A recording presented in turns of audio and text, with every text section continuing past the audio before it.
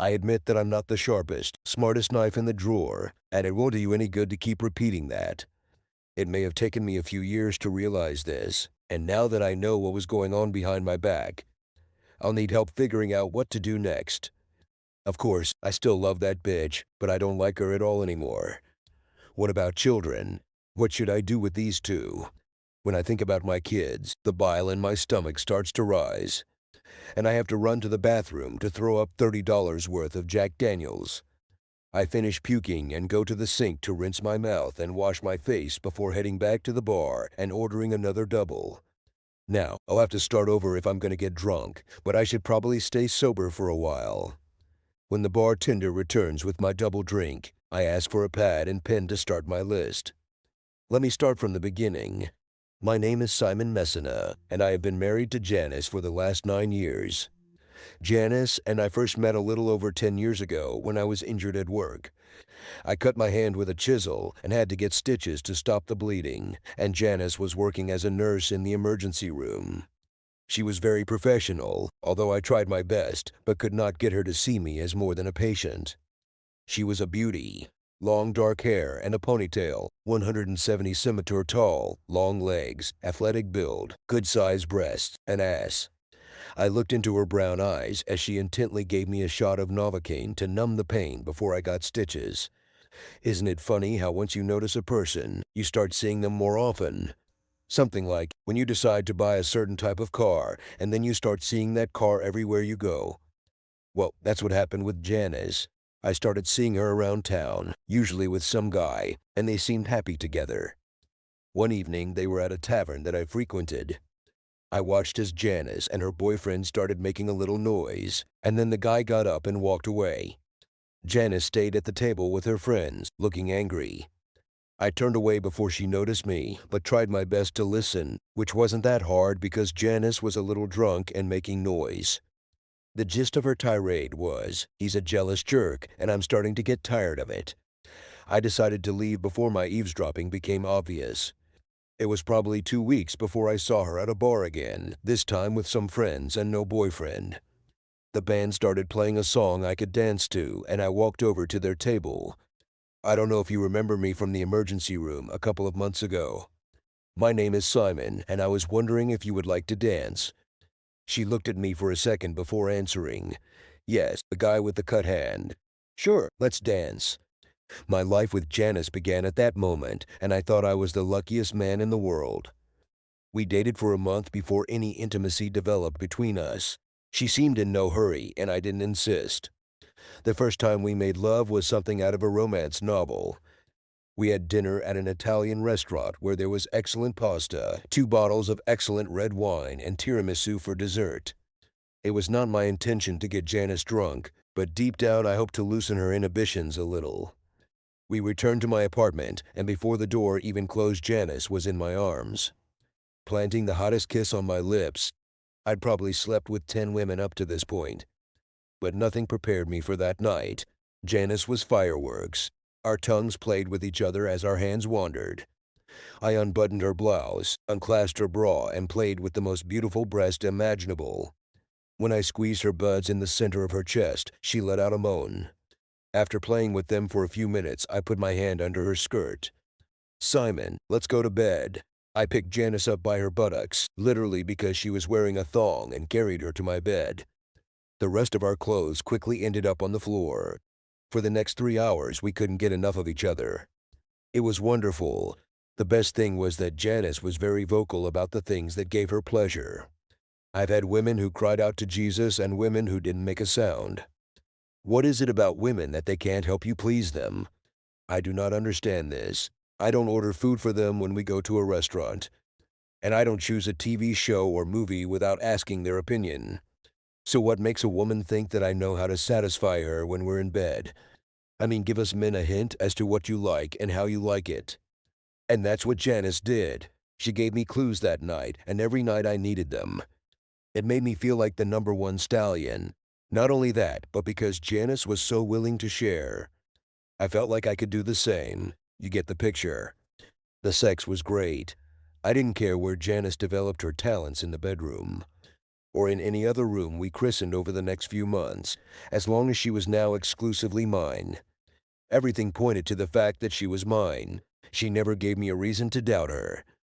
4 months after that first night, I took Janice to dance at the tavern where we first danced together and asked her to marry me. She said yes, and we set a date for the first Saturday in June. About 2 months after our engagement, I was sitting in the same tavern with a good friend. When Janice's ex-boyfriend walked past our table on his way out, he stopped and looked at me. "You are Janice's fiancé, aren't you?"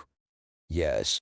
I hope we don't get into trouble because she and I didn't start dating until you two had been separated for a few weeks." "No, we had our reasons for breaking up. Or at least I had my reasons. I just wish you all the best if you two get married, especially considering its features when it comes to exclusivity." With these words, he walked out the door.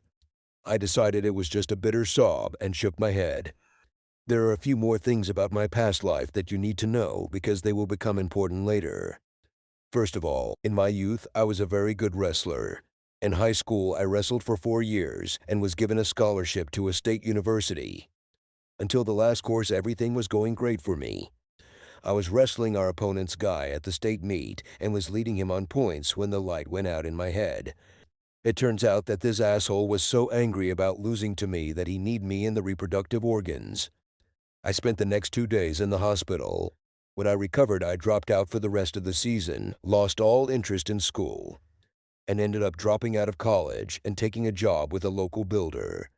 In case you were wondering, another wrestler ended up getting kicked off the team and lost his scholarship. I was asked if I wanted to press assault charges, but I didn't put it all behind me. Second, my father died when I was 12 years old, and my mother died 10 years later. Since I had no brothers or sisters and my parents were not close to their extended families, this left a huge hole in my heart until many years later when I met Penny, Janice's mother, and became attached to her as a surrogate parent. Janice's father left the family when Janice was still a teenager, so there were only 3 of us. Janice sent her father birthday and Christmas cards every year, but never heard back from him. He did not attend our wedding and did not even send a note in response to our invitation. Her mother took her to the altar and married her off. I make my living as a carpenter specializing in restoration work. I'm one of the best on the West Coast, and most of my work involves restoring old mansions that were bought by rich people with too much money. Since I can charge between $75 and $100 an hour, I make about $150K a year. Not bad for a not-so-talented college dropout. Unfortunately, this means I need to travel and spend 1 or 2 weeks away from home every month. The hard thing about working for rich people is that they can either treat you like a carpenter or like an invisible man. For example, I worked for a 20-year-old actress in Los Angeles. She had just bought this 1,000 square meter house and spent another couple of million on its restoration, more than once. She hung out by the pool completely naked while I worked inside. She didn't try to seduce me. She just treated me like I was invisible. Another time I was working on a house in Beverly Hills, and something similar happened. Only this time, I watched the lady of the house having sex with a boy by the pool in broad daylight. They did this on a sun lounger. I sat in the kitchen and watched as this Latino with a big tool fucked her in 3 different positions. What really pissed me off was that I liked her husband. He was the kind of guy who talked to me as an equal. Here's this rich Hollywood producer. He comes home from work, opens 2 beers, and asks me how my day was and how work is going, offering me 1 beer. And I really liked him, because his fridge was full of domestic long-neck beer, not this shitty imported crap that we drank straight from the bottles. I felt bad that his old lady was cheating on him while he was at work, but I didn't say anything in case it was their deal. One of those open prenuptial agreements or something. And I didn't want to look him in the eye when I spoke, in case it wasn't an arrangement he was okay with. Your wife is cheating on you with a billiard player. And I watched the guy collapse, so I took the coward's route and anonymously called his office. After finishing work and receiving my check, I tried to disguise my voice as best I could and told him the news. He thanked me, and 2 weeks later I read that he was getting a divorce. I guess that wasn't their agreement after all. Anyway, back to my current problem. Janice and I have 2 children. Okay, this is the part where you realize how damn stupid I can be. But before you judge me too harshly, please remember that when my first child was born, Janice and her mother were my universe. It was 3 years after the wedding when Janice told me. She was pregnant. I was taller than a kite. Finally, I will have a family. I spent weeks getting the nursery organized, all oak molding and fancy trim on the windows and doors. It was wonderful. On Jacob's birthday, I got a call at work that Penny was taking Janice to the hospital. Her water broke, and it was time. I specifically made sure that I only had local work scheduled for the month before and after my due date, so I was actually in the hospital and in the delivery room within half an hour of Penny's call. Janice was prepared and ready to give birth. I replayed all the LeMay's lessons in my head, preparing to prepare her for this blessed event. 3 hours later, the doctor said, "Here we are," and little Jacob emerged from it. I know many new fathers can hyperventilate, feel dizzy, some even pass out from the ordeal.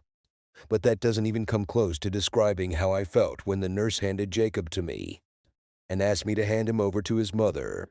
I had to quickly pass it to avoid dropping it, because Jacob looked like he was at least partially black. Janice and Penny looked at Jacob at the same time, then at me before Penny said, "We need to talk." Penny led me out of the maternity ward and told me why my son looked the way he did. "Simon, I'm sorry we hid this from you, but now you need to know the truth. My father was mixed race. His mother was black and his father white. We should have told you this before you married Janice, but we were worried that you might not marry her knowing that she is part black. That doesn't make any sense. Penny, why should this matter to me? What made you think that?" "Well, because you told us that the guy who ended your college wrestling career was black." "Yes, but I never attached much importance to his skin color. I was just telling you both what happened and who did it. You have never heard a single racist word come out of my mouth. Well, that's good, Simon, because your son will need your complete love and acceptance for who he is. Janice, and I never told you about my brother who lives in Denver." Penny reached into her wallet and pulled out a photo of a man, a black man. "This is my brother, Henry. He's a couple years younger than me, and it was always a problem when our family went out in public because he was so dark and I was white. You can't believe how rude people can be staring at us or even coming up to us and asking personal questions. My mom and dad eventually moved to San Francisco because it was more tolerant there in the 60s. I listened to Penny's story and it seemed reasonable enough. Plus, I didn't want to be one of those rude, bigoted people she was talking about, so I left it at that. I finally got the chance to meet Penny's brother the first Christmas after Jacob was born. Janice introduced him to me as Uncle Henry. Henry mentioned that he was leaving Denver and moving back to Portland to be closer to family. A month later, Henry moved into Penny's house. After that, Uncle Henry visited us every few weeks because he took an active interest in Jacob. At the same time, I watched Penny and her brother several times, which made me feel uncomfortable. They never crossed the line into a relationship, but they seemed awfully close for siblings. I'll admit, one day when we were at Penny's house for a barbecue and everyone else was in the backyard, I took the opportunity to look into the bedrooms. After spending a minute in Penny's room and then Henry's, I relaxed because it turned out that they each had their own separate rooms, but appearances can be deceiving. After the birth of my second child, a girl we named after my mother, Ginny, I decided that a family of 4 was the right size. We had 2 healthy children, a boy and a girl. Who could ask for more?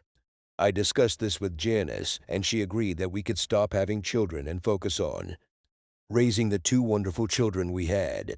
When I suggested a vasectomy, Janice insisted on getting a nude instead, so we could always change our minds in the future. That's what we did. After 2 wonderful years of married life, I was working on a restoration project for a lovely, middle-aged lady and her husband. Sharon and Tim were both Obgyns. One afternoon, The three of us were discussing things that I would only be comfortable discussing with doctors. I told Sharon that Janice had been using an for the past 2 years, and she suggested an alternative because an IUD can sometimes cause problems for a woman if used for too long. Her suggestion was that I go ahead and have a vasectomy but freeze my semen just in case. I loved the idea and decided that I would surprise Janice with my vasectomy for Valentine's Day. Well, not the most romantic gift, but it's better than a washing machine or vacuum cleaner. My doctor gave me a recommendation for a clinic that could save my sperm and perform a vasectomy. The doctor at the clinic told me it would take several visits to collect the semen. So I made an appointment for the next 3 Fridays. It was quite strange to walk into the small room they had set up for the gathering. They actually have adult movies there to get you pumped up before the show. I read some pretty crazy stories in Penthouse magazine. I didn't really like the stories where some guy's wife drove the train while the husband watched. And there were others where the wife wanted a big black instrument that didn't sit well with me either. I loved the story where the wife brought her best friend home and the two women gave her husband the night of his life. I managed to fill my cup all the way, so I still don't know if the threesome was a one-time thing or not. I gave the nurse my sample and told her I would be back next week. She was a beautiful woman, and I admit that I went to bed that night thinking about the nurse and Janice and I having a threesome. I woke up super excited and spent the early Saturday morning having sex with my wife. Just like every time we had sex, Janice made me feel like a stallion. From Mount Olympus, I received a call on Tuesday morning, and the doctor asked if I could come in that afternoon or the next day. I asked if we could discuss this over the phone, and he said it would be better to talk in person. I said I would be there in the afternoon, but in the meantime, I thought they had found some type of cancer or something like that in my semen. My father died when he was 34, so I've been waiting for something like this most of my life. I went to the clinic trying to think about how I was going to take care of my family's well-being. The doctor greeted me with a handshake and immediately got down to business. Have you ever had an injury to your reproductive organs? When I was struggling, the guy kicked me, and they swollen so much that I ended up in the hospital for a while. I answered, well, it's more than likely that it caused your fertility problems. Your sperm count is so low that it is extremely unlikely that you could father any children unless it was done in vitro. But doc, this is impossible. I have 2 children at home. He looked at me with pity in his eyes, and that's when the full force of the lie that was my marriage and my life hit me like a ton of bricks. Needless to say, I canceled the rest of my appointments and my vasectomy. I walked out of the clinic like a zombie from The Walking Dead. I had to figure out some way to find out the truth about my life without telling Janice. I spent the rest of the day sitting at the bar across the street from the clinic with the bartender's notebook and pen. Someone once told me that the best way to get something done is to make a list of what you need to do. That's where I started. I finished my double Jack Daniels and reread my list. Act natural. Check on the kids. Call Fred. Open a personal current account. Talk to her father. Protect assets. Get tested for sexually transmitted diseases. Find housing. Find out why Otum Sti. I double-space each item in case I miss something, and had to add it after talking to Fred, a friend of mine who just went through a divorce. The next day I woke up with a bad headache and started working on the list. Janice told me all sorts of bullshit about me coming home drunk last night, and I tried my best to pretend nothing happened. I lied to Janice for the first time that day, saying that Fred was in a sad mood and that we got drunk together. I spent that evening before and after dinner in the garage, repairing my work tools. When I arrived for dinner, I complimented Janice on her food, asked Jacob about his day at daycare, and made eyes at my 2-year-old daughter. The hardest part was later when it was time to go to bed. I resigned myself to crawling into bed, with Janice kissing her goodnight and pretending to fall asleep. I took swabs of the children's saliva and one of my own. I gave samples to the clinic. Next was a visit to the bank to open my personal checking account. I called Janice to tell her that I had urgent repairs for an important client in Los Angeles, and that I would be gone for 2 or 3 days. Instead, I booked a plane ticket to the Keys to meet my father-in-law, whom I had never met before. I realized that for the first time in my life, a lie was coming out of my mouth. I can't say that the deceit was pleasant, but now it seemed necessary. I called my buddy Fred from the airport while waiting for my flight. I needed his support if my own marriage went down the same path. Fred was at work and couldn't really get into it, so we planned to meet when I got back from Florida. He swore to secrecy.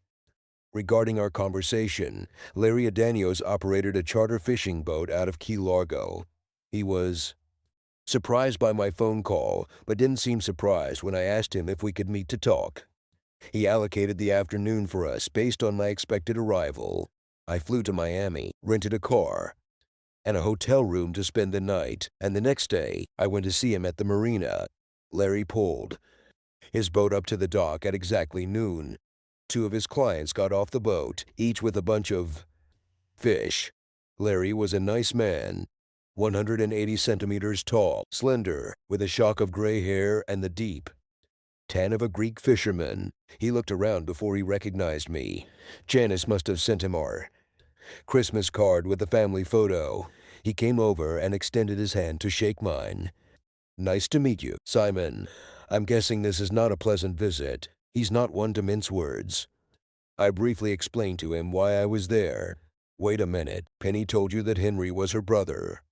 Larry asked a question and could hardly contain the smile on his face. "He is not her brother, but her on-again, off-again lover. And the reason we are not married. Everyone thinks I was a big asshole for abandoning my family. But let me tell you why I'm here in Key Largo." Larry told me a sad story. Janice started playing basketball in elementary school, and by the time she reached high school, she was good enough to make the IU traveling team. It was a little difficult for us financially because I insisted that her mother travel with her and act as a companion. We thought it would be worth it if Janice could get a college scholarship. So I stayed home and worked overtime while Janice and Penny spent at least 2 weekends a month away from home. I wasn't really worried about Penny leaving because I had a good relationship with Janice, and I assumed she would keep an eye and let me know if her mom started showing interest in one of the dads. And in the first year, I think everything was fine. But in the second year, everything went wrong. Elite teams of boys and girls began traveling together more often, sometimes even twice a month. Janice showed interest in one of the boys on their elite team. His name is Henry Bishop, but everyone calls him Junior, so he won't be confused with his father. Henry Bishop Sr. Do you see where this is going, Simon? Henry Sr. was traveling with a team of boys as a chaperone, and it seemed that the Adonios women felt a mutual attraction. An attraction to the Bishop men. There were white women in the Bishop family. It turned out that Bishop Sr.'s mother was white just like Bishop Jr.'s.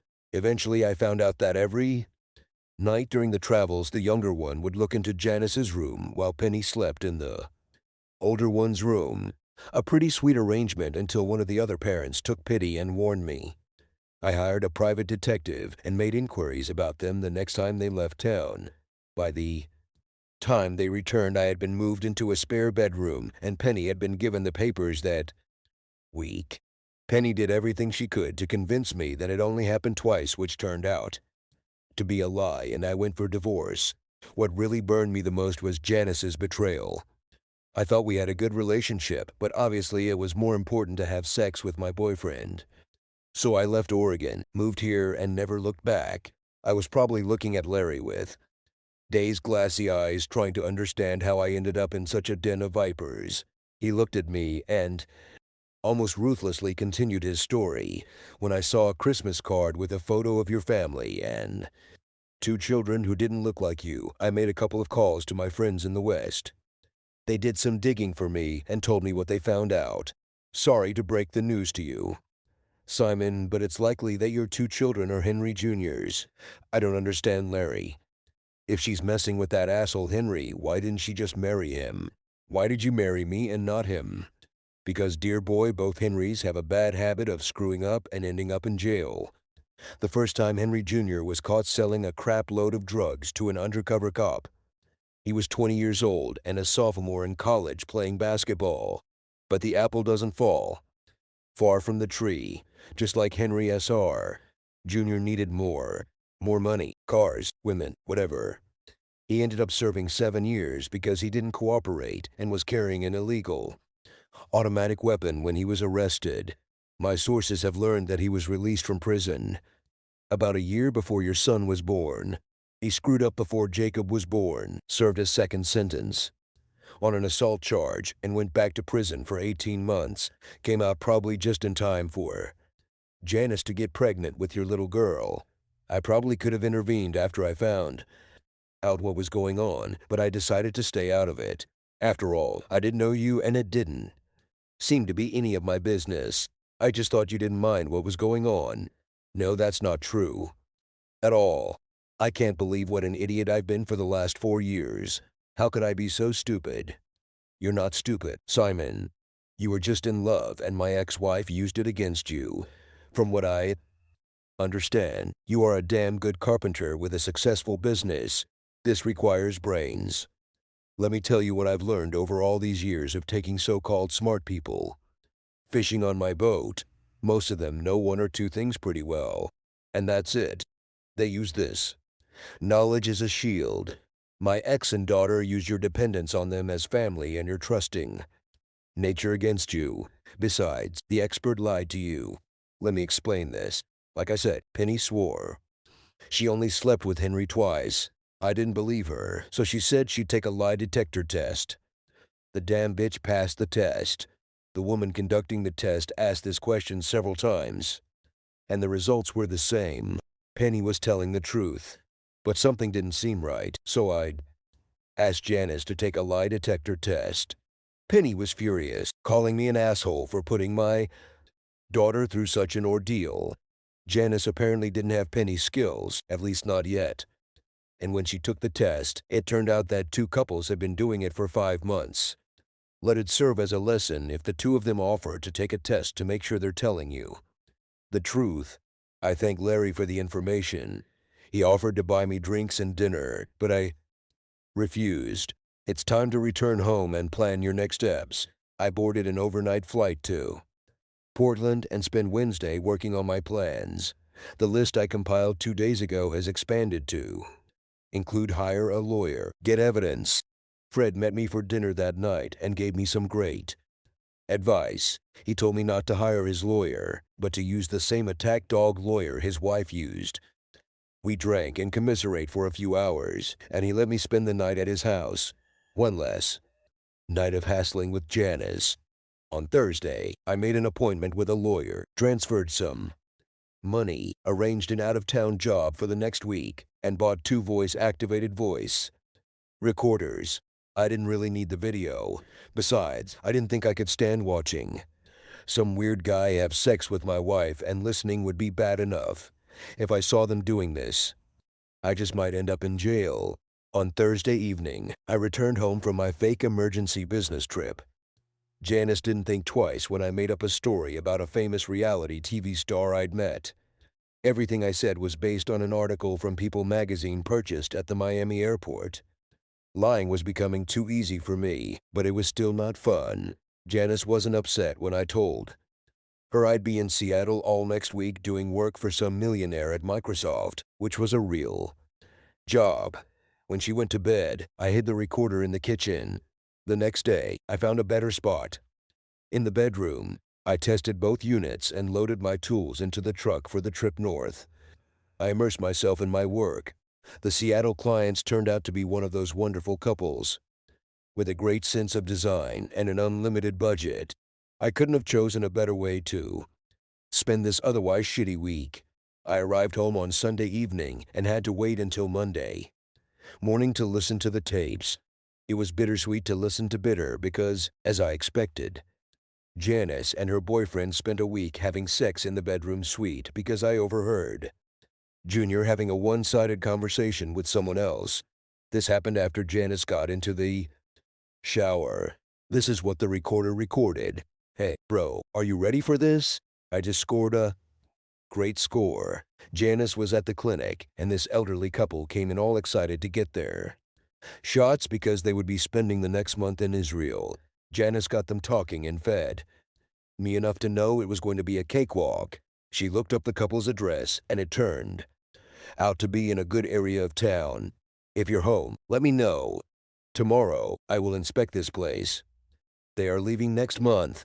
Whoever Junior was talking to must have agreed because the rest of the conversation was the two of them making plans to rob the house when the elderly couple left the country. My problem was whether I would turn Janice in when I turned Junior over to the cops. It would have been fair for her to spend a few years in prison, but I wasn't going to play babysitter for a couple of kids that weren't mine. Both parents fed them 3 times a day. Then they watched TV all day. Okay, when I read stories about cuckold husbands, they always say that even if the children are not their biological children, he still loves them. Blah, blah, blah. Maybe my resentment was still too strong, but both of Janice's children. And that's how I thought about them right now. Could go to prison with Janice. I don't care about that. Chances are that this lying bitch, my mother-in-law, may spend her golden years raising the offspring of her deception. I spent the next month trying to be polite and tiptoe around Janice as best I could. The tape recorders remained on, and I was out of town for work for most of those weeks. Junior didn't pay attention to the fact that he was being recorded. He continued to talk to his accomplice, and I had enough information to know when their big heist would take place. I was supposedly out of town the night of the break-in, but instead, I was sitting in a rental car down the street from my house. I followed the dumbass to the old couple's house and waited while Junior and his friend broke into the place. I called the police from my unregistered hot phone and pretended to be a concerned neighbor. Officer, my neighbors are out of the country, and I just saw 2 men loading their van with items from the house. It is a dark brown van with the following license plate. The van had just pulled out of the driveway and was headed south on Halewater Drive. I followed him and watched from 2 blocks away as 3 patrol cars surrounded the van and laughed as the 2 criminals were led away in handcuffs. I should be ashamed of what I'm going to tell you next, but somehow I'm not ashamed. The night before the robbery, I drove a rental car to my neighborhood. It was the middle of the night and dark when I slipped the oilcloth-wrapped pistol with my fingerprints erased under the driver's seat of Henry's van. I won't tell you where I got this gun from. Let's just say a good friend gave it to me, and I removed the serial number so it couldn't be traced. You see, Henry, being a felon, actually twice convicted, has no right to have a firearm on his person. And since this would be his 3rd offense in a state with a 3 strikes and you're out free justice system, it would be decades before Henry was released from prison, if at all. I wasn't too worried about the gun being planted because Henry was robbing some poor couple's house. The gun was just insurance. Henry couldn't plead a misdemeanor. The first phase of my revenge was completed. When I returned home the next day, Janice was in the office, her eyes wide. Her mom sat with her on the couch, holding Janice. Uncle Henry was in my lazy boy opposite them. They all looked as if death had arrived. What happened, Janice? Why the tears? Oh, Simon, I just found out that a very old friend of mine is dying of cancer, and it's so terrible. Mom and Uncle Henry came to help me because I didn't know when you'd be home. As the words left her lips, I realized that Janice had learned lessons in lying from her mother. It also became clear to me that one of my find out why questions would never be answered. Janice was too good a liar to give me a straight answer that I could believe.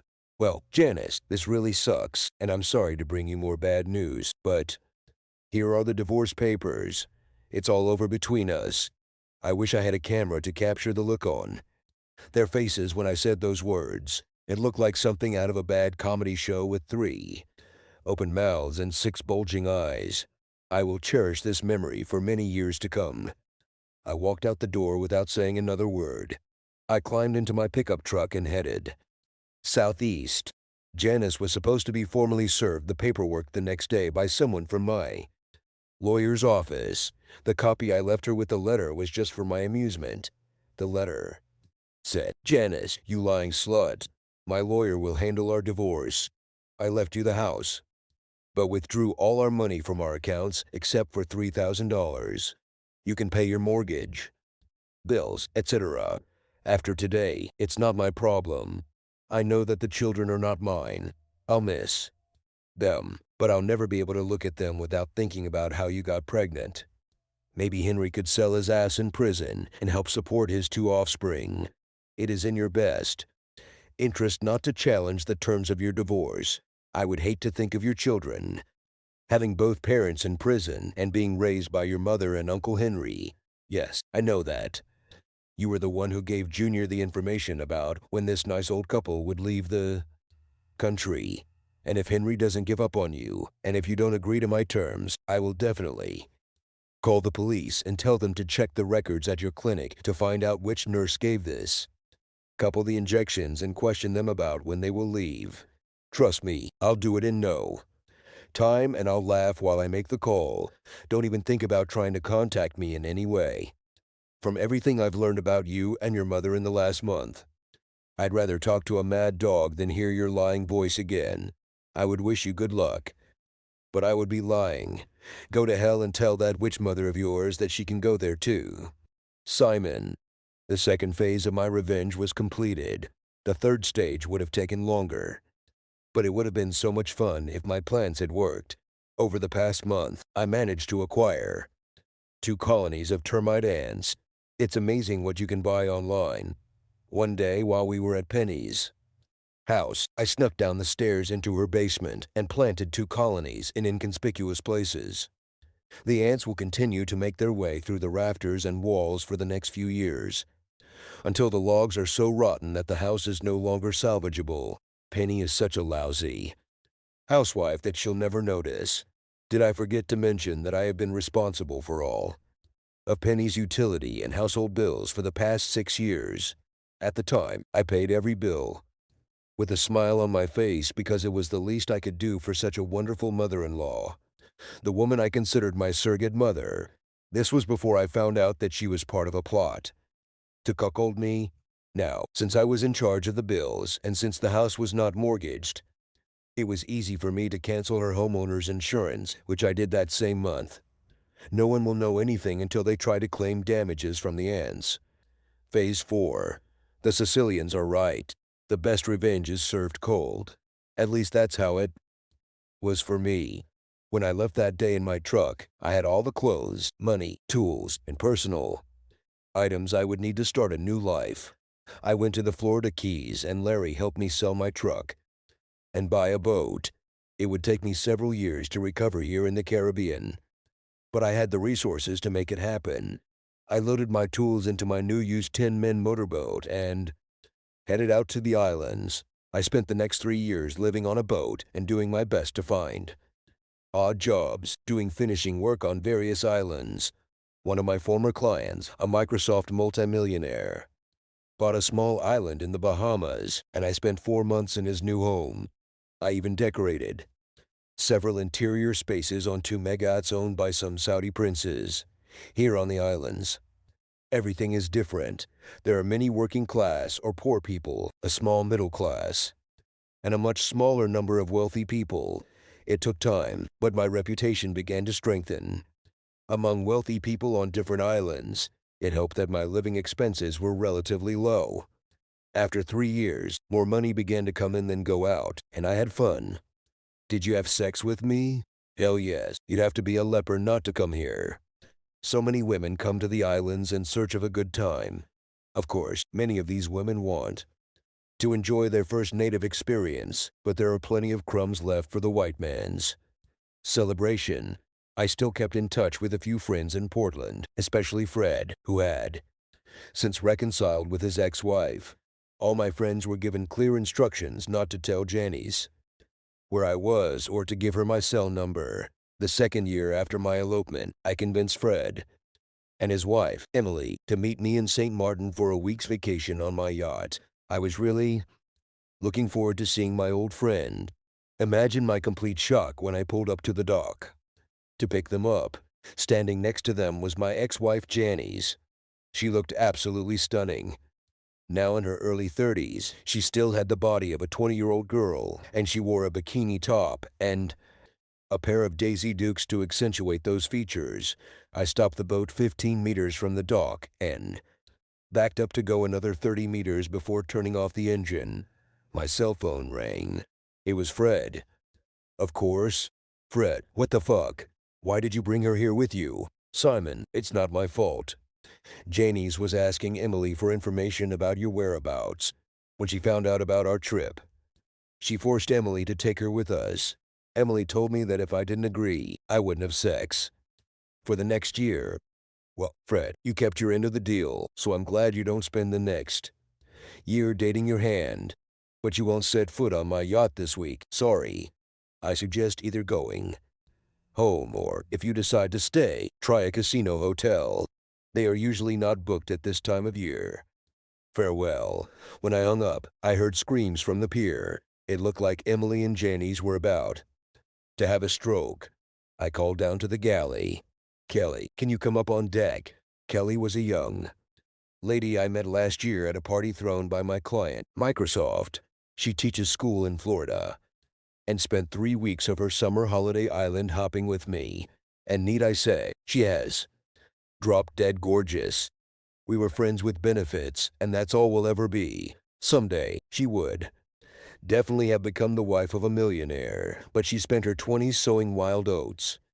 As Kelly started to walk up the ladder from the galley, I stopped her. Baby, do you mind if you take off your top before you go on deck? Kelly smiled mischievously as she took off her top. She was wearing my favorite bikini bottoms with a tiny triangle in the front and a thin stripe in the back. Do you want me to take off my swimming trunks too? No, this is too much. Kelly walked up the ladder and stood on the deck. Do you see those 3 people standing on the pier? Could you please wave to them? And while Kelly stood and waved, her perfect tan breast bouncing on her body, I started the engine and headed back out to sea. A week later, I received an email from Fred, apologizing and saying he didn't blame me at all for what I had done. She and Emily spent a week on the island, but Janice flew home, spending the rest of that day in tears. So maybe I could consider this as a 4th step. And maybe after reading this scene, you might think I'm done, but I'm not. Like I said, the best revenge is served cold. It was my 4th year in the Caribbean, and I was doing renovations in St. Bart's for a wealthy French couple. I know many Americans can't stand the French, but my experience has been very positive. I took the time to learn a little French, and my feeble attempts at conversation were appreciated by those I met. The job was supposed to take me at least a month, and the owners returned home after the first week. 2 days later, their daughter appeared. I just took one look at this woman, and my heart and mind just melted. I don't know what the French call it, but my Italian mother called it struck by thunder. Moreover, when this young lady was putting down her suitcases, she looked at me and smiled with both her lips and eyes. Bonjour, Monsieur Messina. My parents warned me that you would be working here, but they assured me that everything would be fine as long as I didn't get in your way. I was close to answering that all I wanted in this world was for her to get in my way. Sorry, Mademoiselle. You are putting me at a disadvantage. You know my name, but I don't know yours. My parents didn't tell you that they were expecting me. No, I'm afraid not. Then please accept my apologies. I'm Simone. Just say the word and I'll rent a room in the city while you work. This won't cause much inconvenience. Please, Mademoiselle, do not hesitate to stay. Here, your parents didn't mind staying in the house while I worked. That is, if the noise from my work doesn't bother you. I spent the night in the guest house, but I can return to my boat at the marina if you are uncomfortable. My parents told me that you are a polite person, and they would not have allowed me to come if they were worried about my safety. Please continue to use the guest house while you are here. In fact, I'd probably feel more comfortable knowing there was a gentleman nearby. The next few weeks were something of a dream. Simone is a classic French girl, at least in the films I've seen. Height is 160 centimeters. Small breast fit perfectly on her slender figure, short black hair, and the face of Audrey Toto. She moved with the grace of a dancer. I was head over heels in lust, and most importantly, she was a wonderful person. Even though she grew up in a wealthy family, there was no arrogance in her. Usually at noon I was greeted with lunch, which she prepared herself. She would join me on the patio and we would eat together. During our first lunch, we joked about the similarity of our names. Simone had a wonderful sense of humor, and I would try my best to make her smile or laugh just to see her happy face. I continued to lust, and by the end of the second week, I was in love. She broke the deadlock. Simon, I see the way you look at me, and I'm sure I know what it means. I'm also sure that you are aware of the difference in our positions in life, and I believe that is why you are keeping your distance. Let me tell you what I see. I see a wonderful man who achieved success despite unpleasant events in his life that were beyond his control. They didn't turn you into a bitter person. You are still looking for the joys of life. I know that I am beautiful and rich, but I haven't achieved much on my own. I try to be a good, kind-hearted person and think about myself. I ask, please do not consider yourself unworthy of me. Look at me as a woman who fell in love with a handsome man. How could I be so lucky? This incredible woman asked me to give her a chance. I didn't give her a chance to change her mind. I immediately pulled her into my arms and kissed her. We kissed for several minutes. Before she said, let's go to your room, we made love. We made love, and we had sex. I took every opportunity, everything Janice had ever taught me about how to please a woman. I smiled as she screamed, "Oh my God," over and over again. This went on for several hours until we both fell asleep from exhaustion. The next morning I woke up to Simone straddling me and looking down at me with her smile. She gave me the ultimate compliment. Where did you learn to please a woman? You make love like a Frenchman. I could probably forget about it. I was so happy with my new life. But there was only one cartridge left in the cult. 5 years after marrying Simone, 10 years after I separated from Janice, I mailed a photograph to Janice from our home in Paris. It was a photograph of me, Simone, and our 2 children. Yes, we went the route of artificial insemination done the year before when we were visiting Simone's parents in St. Bardes. As always, Simone looked absolutely stunning in her bikini, while Jules and Juliet showed off their radiant smiles. The caption under the photo read, "Me, my wife, and my 2 wonderful children wish you a very Merry Christmas and Happy New Year." The 4th stage is completed. Subscribe to our channel so that your second chaff doesn't cheat on you, and go ahead and listen to the next story, because this story is nothing compared to the next one. If you're under 18, don't even think about listening to the next one.